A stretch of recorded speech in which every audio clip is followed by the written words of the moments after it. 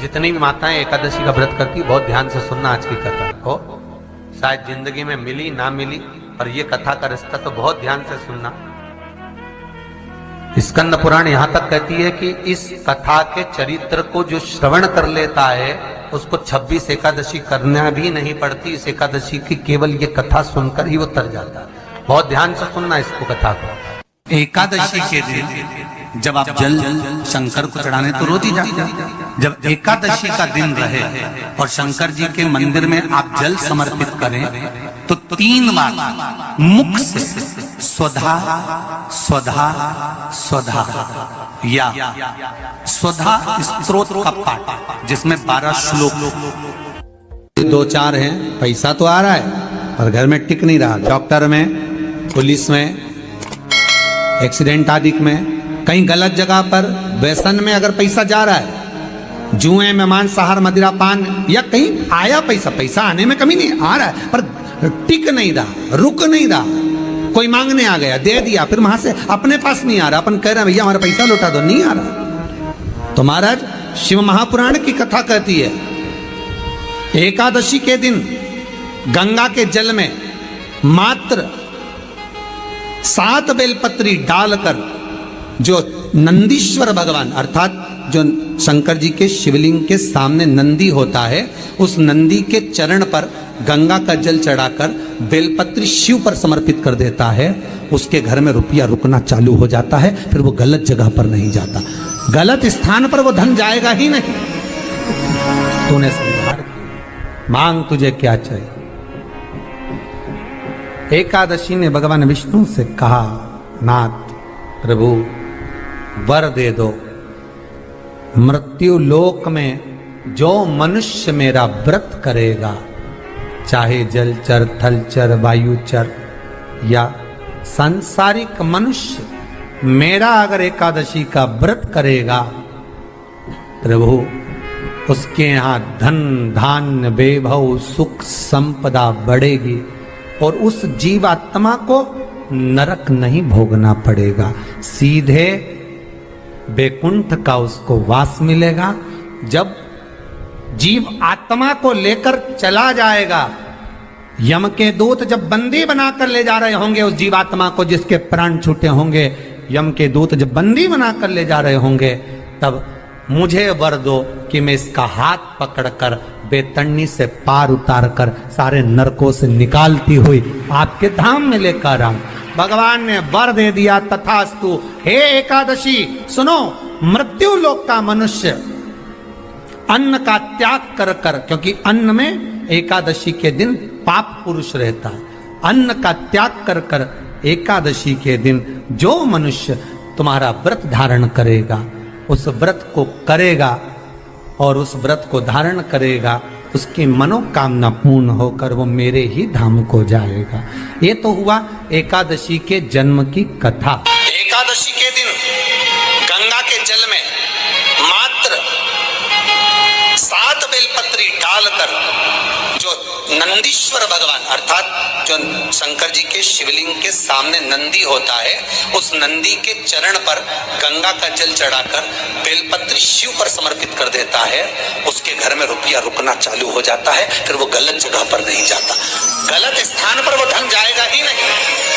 बेटा अगर व्यसन में पड़ा हुआ है, मदिरा पान में पड़ा हुआ है, मांसाहार में, जुए आदि में जा रहा है, तुम्हें लग रहा है कि मेरा बेटा गलत मार्ग पर जा रहा है, ये मित्र दोस्ती गलत हो रही है, वो सही जगह पर आ जाए। करना है एकादशी।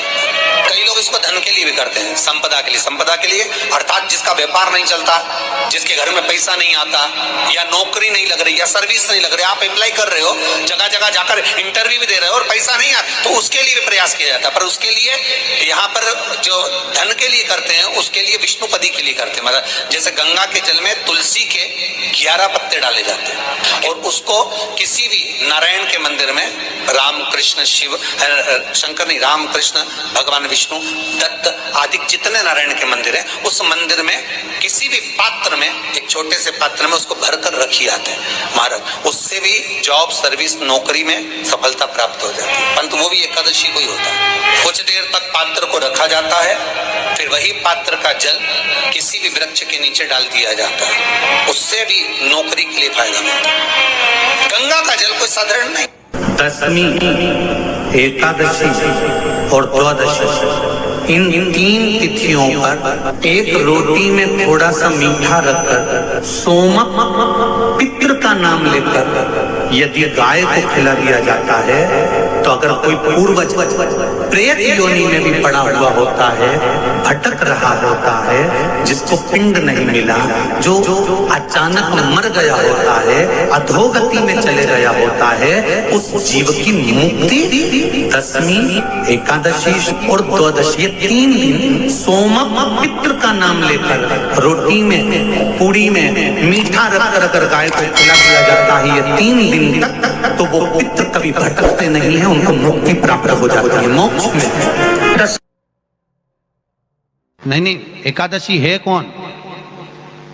क्यों इसकी इतनी प्रधानता है? क्यों इसकी पुण्यता है? ऐसा क्या है एकादशी में जो इसकी पुण्यता मानी जाए? कौन है ये जो भगवान नारायण तक एकादशी का व्रत करते हैं? सुभद्रा जी को भगवान जगन्नाथ ने, जगदीश ने एकादशी का व्रत कराया था। बद्रीनारायण भगवान को माता लक्ष्मी ने एकादशी का व्रत कराया था। क्यों? चंद्रायण एकादशी व्रत की माता। एकादशी है कौन? तो कहा जिसको व्रत करने पर भगवान नारायण भी जिसका व्रत करते हो, भगवान माता लक्ष्मी जिसका व्रत करती हो, वो एकादशी है कौन? तो शास्त्र वर्णन करता है महाराज, स्कंद पुराण का सुंदर चातुर्मास्य खंड के अंतर्गत वर्णन आया है महाराज। एक बार भगवान विष्णु आनंद में विराजमान थे, पद्मावती और माता लक्ष्मी दोनों उनके पास में विराजी हुई थी। भगवान लक्ष्मी और पद्मावती दोनों बैठी, एक सिर के पास, एक चरण के पास। कुछ समय बाद वहीं पर ब्रह्मदेव का आगमन हुआ और ब्रह्मा जी आगमन पाकर भगवान नारायण पद्मावती से लगकर उठे और उठकर लक्ष्मी की ओर झुके। झुकने पर इन तीनों के समागम से भगवान नारायण के हृदय चित्त से एक कन्या प्रकट हो गई। उस कन्या का नाम एका था। क्या नाम था? एका। अब 10 उसके गुण इतने प्रबल थे, वो 10 गुण उसके बड़े प्रबल थे कि वो एका जिसको निहारती थी उसको संपदावान बना देती थी, जिसको देख लेती थी उसके जीवन में वो आनंद की अनुभूतियां करा देती थी। एका जिस मार्ग से जाती थी उस मार्ग के द्वार खोल देती थी। एका का पुण्य इतना पुण्य प्रखर। पद्मावती और लक्ष्मी ने कहा महाराज ये बेटी आपके द्वारा निर्मित हुई है, इसका कन्यादान करना चाहिए। हमारे यहाँ हिंदू धर्म में रीति है, जिस दिन कन्यादान करा जाता है उस दिन व्रत रखा जाता है। अब आजकल रखते कि नहीं रखते मालूम नहीं, और कन्यादान करते समय व्रत रखा जाता है। व्रत रख श्री शिवाय नमः। एकादशी के दिन कभी कभी तुम बद्रीनाथ चले जाओ, एकादशी के दिन तुम द्वारका चले जाओ, एकादशी के दिन तुम तिरुपति चले जाओ, एकादशी के दिन तुम जगन्नाथ चले जाओ, एकादशी के दिन तुम्हारी मर्जी पड़े भगवान के किसी धाम में चले जाओ और भगवान को भोग लगाओ और उनकी थाली को झांक कर देखना, उसमें चावल जरूर मिलेगा। उसमें ऐसा नहीं है कि चावल नहीं मिलेगा। बद्री नारायण में भगवान को चावल का भोग लगा हुआ मिलेगा, द्वारका में चावल का भोग लगा हुआ मिलेगा, आपको जगन्नाथ में चावल का भोग लगा हुआ मिलेगा, तिरुपति में मिलेगा, द्वारकाधीश में मिलेगा, नाथद्वारा में मिलेगा, सांवरिया सेठ में मिलेगा, काकरोली जी में मिलेगा। आप जहां जाओगे वहां पर एकादशी के दिन भगवान को चावल आएगा, क्योंकि भगवान के लिए परहेज नहीं है। जो काम में डूबा हुआ है, जो आसक्ति में डूबा हुआ है, जो लोभ में डूबा हुआ है, जो वासनाओं में डूबा हुआ है, जो तृष्णा में डूबा हुआ है, और जो माता के गर्भ से जन्म लिया, एकादशी के दिन चावल उसको नहीं खाना। एकादशी और द्वादशी के दिन हमारे हिंदू धर्म, हमारा शास्त्र कहता है, हमारे शास्त्र, हमारे वेद डॉक्टर वर्णन करते हैं कि पीपल के पत्ते को अगर एकादशी और द्वादशी के दिन एक तांबे के पात्र में गला कर रख दिया जाए और उस पानी का आचमन 3 बार करा जाए तो जिसकी नाड़ियां चोक भी हो जाती है, डॉक्टर बोले इसका बाईपास करना पड़ेगा, उसको केवल 3 आचमन पानी एकादशी और द्वादशी को पीपल के पत्ते का कराया जाए तो अंदर की नाड़ियां भी खुल जाती हैं। भगवान का एक नाम है अघोर। ब्रह्मा जी को दर्शन दिया, अघोर मतलब सिद्ध नाम। और बहुत ध्यान से सुनना भाई, बहुत प्रयास कर लिया आपने, कामना सिद्ध नहीं हो रही। 1 लोटा जल, एक जल का पात्र लीजिए, उस जल के पात्र को लेकर उसमें थोड़ा सा लाल चंदन डालकर बेलपत्री के वृक्ष के नीचे और देवादिदेव महादेव को चढ़ाना प्रारंभ कर। उसके बाद में एक लोटा जल स्वच्छ फिर शिव जी को श्री शिवाय नमस्तुभ्यं हम बोलकर आपकी कामना कहकर भगवान शिव पर अघोरेश्वर महादेव का नाम लेकर आप चढ़ाना प्रारंभ करिए। बाबा आपका कार्य 3 महीने के अंदर पूर्ण कर देगा, सफल। बेलपत्र होते हैं, उसकी इसको छेद तो करते नहीं है सुई से, बेलपत्र की डंडी को बांधते जाओ 108 बेलपत्र की माला बना लो और माला बनाकर भगवान शंकर के गले में, शंकर के शिवलिंग को जो चढ़ा देता है उसकी मनोकामना भगवान शंकर पूरी कर दे। 108 बेलपत्र की माला बनाकर शंकर भगवान को समर्पित करी जाती है। माता लक्ष्मी ने भगवान विष्णु को पाने के लिए तुलसी की माला बनाकर समर्पित करी थी, जैसे सती ने शिव को पाने के लिए, कामना को पूर्ण करने के लिए। शास्त्र कहता है घर के बुजुर्गों को, घर के बड़ों को, जेठ जेठानी हो, सास ससुर हो, घर में जो तुम्हारी उम्र से बड़ा हो, उसको आज पीला फूल या पीली चने की दाल या पीला वस्त्र, कुछ भी पीली सामग्री आज घर के बड़ों को देना चाहिए। क्यों देना चाहिए? तो शिव महापुराण की कथा कहती है कि जो शुक्ल पक्षी की एकादशी के दिन पीली वस्तु का दान दे देता है, घर के किसी ब्राह्मण को देने नहीं जाना, किसी मंदिर में देने नहीं जाना, आपके ही घर में, आपके ही घर के बड़ों को कोई भी पीली चीज का दान कर सकते। फूल हो, मिठाई हो, कोई अनाज हो, कोई वस्त्र हो, पीली वस्तु का दान दे। क्यों होगा? क्या होगा उससे?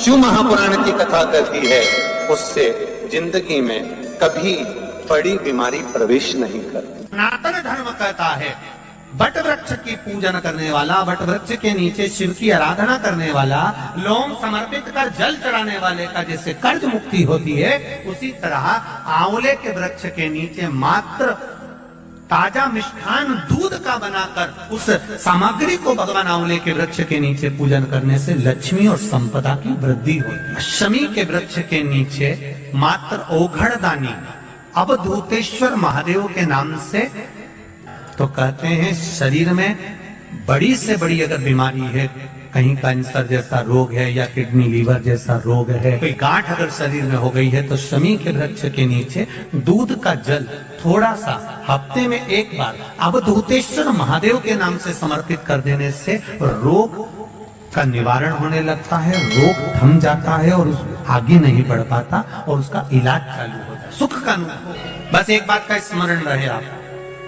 आंवले के वृक्ष के नीचे अगर कोई भोग लगाया गया है पा सकते हैं, पीपल के वृक्ष के नीचे कोई भोग लगाया है पा सकते हैं, बट वृक्ष के नीचे कोई भोग लगाया गया है पा सकते हैं। जिस वृक्ष के नीचे भोग लगाओगे पालोगे, शमी वृक्ष का जो प्रसाद है वो आपको वहीं छोड़ना पड़ता है। हिंदू धर्म के 3 व्रत ऐसे हो गए जिनका पुण्य समाप्त नहीं हुआ महाराज। पहले नंबर पर एकादशी, दूसरे नंबर पर प्रदोष और तीसरे नंबर पर शिवरात्रि। एकादशी भी 26 है तो प्रदोष भी 26 है, शिवरात्रि केवल 12, और अगर अधिक मास की पड़ जावे तो ये 13, और अधिक की आय तो 13 है। तो यहाँ शास्त्र कह रहा है कि 3 व्रत हमारे यहाँ जिनका पुण्य समाप्त नहीं हुआ, जिनका पुण्य प्रबल हुआ, बड़ा, इसलिए आज भी माता एकादशी का व्रत करती है। और एकादशी का व्रत कर कर अगर कोई जीवात्मा को देते हैं, कोई मर भी गया तो उसको एकादशी का दान देते हैं। बहुत ध्यान से आज की कथा सुनना कि एकादशी का आपसे आपके बच्चे पूछेंगे, मम्मी हम भगवान विष्णु का दर्शन करते हैं, हम राम जी का दर्शन करते हैं, हम कृष्ण भगवान का दर्शन करते हैं, हम भवानी माता का दर्शन करते हैं, हम शंकर जी का दर्शन करते हैं।